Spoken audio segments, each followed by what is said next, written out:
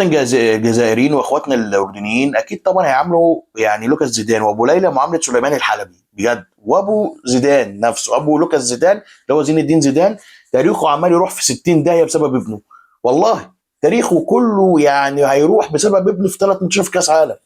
يعني مش ممكن يا جدعان، مفيش جول كيبر يبقى كده بالمستوى ده، على مستوى عالي تبقى بالمنظر ده. اول كوره تتشوط عليه من رشدان من اسيست بتاع موسى التعمري يكون كده، مش يعني وسيء جدا، سيئه جدا، مش ممكن بجد. وعندك الناحيه الثانيه بوليلى الجون الاولاني بتاع ابو علي برضه ما يجيش، يعني انت ترددت ان انت يعني خرجت بره وترددت وقفت وتشوفك من الاول احسن يعني. فالمنتخب الجزائري يقلب الطاوله على منتخب الاردن، هارد لك للاردن. في طبعا يعني جمال سلامي هو يشيل الماتش للاردن، يعني هو يشيل الليله كلها الصراحه. جماعه انا عندي مشكله لازم اقولها على طول، انا مفيش مدرب او منتخب لازم يكون معاه مدرب قومي، حتى لو بيتكوفيتش ده يعني شايفينه كويس في الجزائر يعني، وعاملين وعامل نتائج قبل كاس العالم كانت كويسه جدا تمام، بس لا لازم يكون لو هو مغربي يبقى مغربي، مصري يبقى مصري، تونسي يبقى تونسي، اردني يبقى اردني، جزائري يبقى جزائري. دي انا شايفها كده، ما فيش يعني الا استثناءات طبعا، يبقى المدرب مثلا يبقى اجنبي وياخد بطوله مع منتخب تاني، نادرا بتحصل يعني. فمن المنطقي طبعا ان انا اشوف يعني مثلا جمال اسلامي عمل طبعا حاجه كويسه جدا جدا جدا اكيد، ده استثناء المغربيه والتطور اللي بيعملوه والكلام ده كله، بس في عتاب عليك الصراحه يعني ككوره. وناحيه تانيه بيتكوفيتش، انا ما بحسش يا جماعه يعني مدرب الصراحه ده ما اعرفش يعني، مش نازل لي من زوري كده.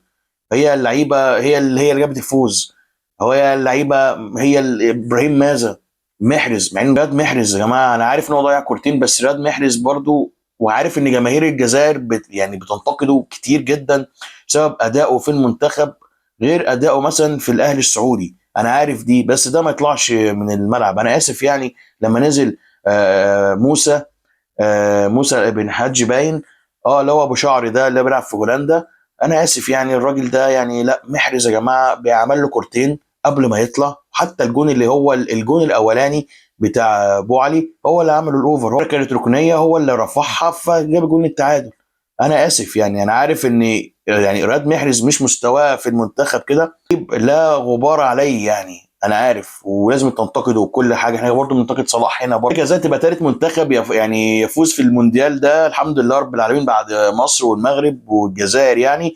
الجزائر كان مدينا اصلا مؤشر ان هو قبل البطوله ان هم في الوديات بيكسبوا باداء بسكور بفوره، فداخلين المونديال ده وانا واحد من الناس كنت مرشح الجزائر، خط سير الجزائر في المجموعات احسن من الاردن بكتير. يعني الجزائر مثلا اتصدمت بميسي الاول في الارجنتين بالهاتريك اوكي، وعارف ان يعني جماهير الجزائر بحفيظ الدراجي كان مبسوط جدا ان ميسي عمل كده، ده بجد انا حسيت يا جماعه الصراحه يعني. طبعا النهارده كسبوا وقلبوا الطاوله على الاردن وهيلعبوا النمسا، على عكس الاردن غير ان هي المشاركه الاولانيه تمام، بس يعني خط سيرهم كان وحش جدا يعني. النمسا في الجزائر في الارجنتين اخر ماتش، والارجنتين كمان هي متصدره المجموعه، والنمسا صعبه جدا جدا جدا، الماتش ده هيبقى صعب جدا على منتخب الجزائر جدا جدا فوق ما تتخيل. ضريبه كمان لسه عامل فيديو على ميسي لما جاب 18 جول والنمسا، فبجد ماتش هيبقى صعب جدا على الجزائر. كل التوفيق طبعا لمنتخب الجزائر، لو كسب الماتش ده يصعد،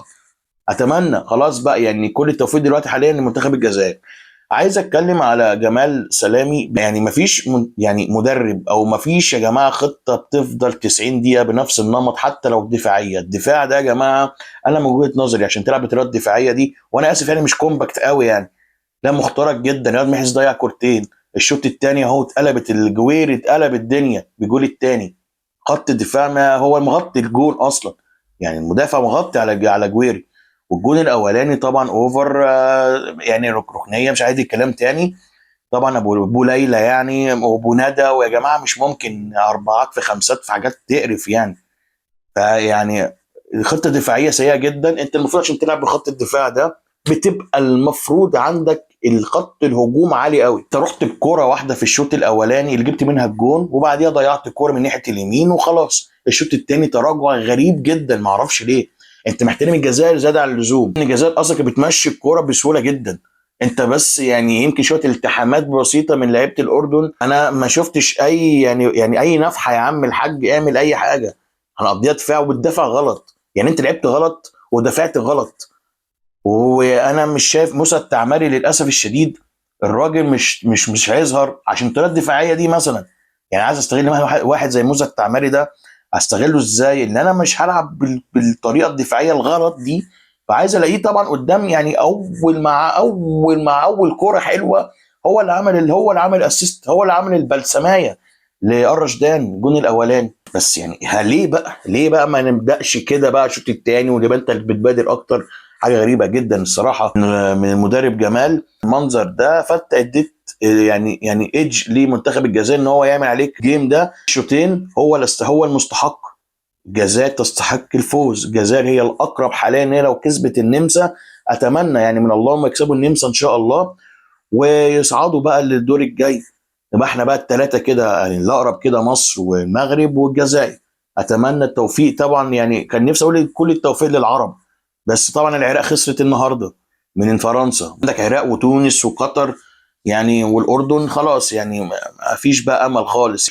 لعيبه الجزائر واحد واحد على الروح اللي عملوها. انا شايف ان لسه ما جابوش احسن مستواهم ليهم الصراحه. الماتش كان متسهل جدا عليهم.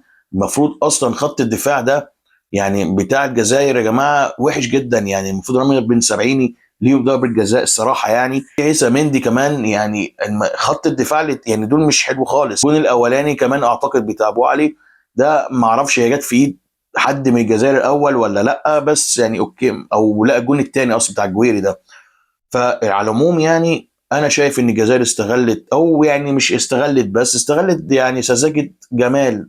ما حدش بيدافع يا جماعه 90 دقيقه بالدفاع غلط. الجزائر لسه زي ما بقول لك ما طلعتش احسن حاجه، مع احسن حاجه عندها.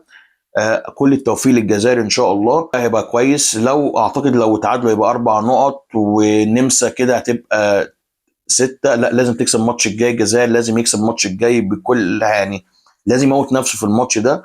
اتمنى يكون بدايه خير في الماتش ده للمنتخب الجزائر. هارد لك للاردن. جمال سلامي هو اللي بوظ الماتش بالنسبه لجماهير الاردن يعني عايز تقوم اكتر واحد يلام على الماتش ده هو جمال. ما حدش يا جماعه بيلعب بالطريقه الدفاعيه الساذجه دي وبيلعبها غلط. يعني ماتش الجزائر ده هو الفرصه ليك ان انت تكسب فيه، فبالدفاع اللي بتلعب كره عقيمه.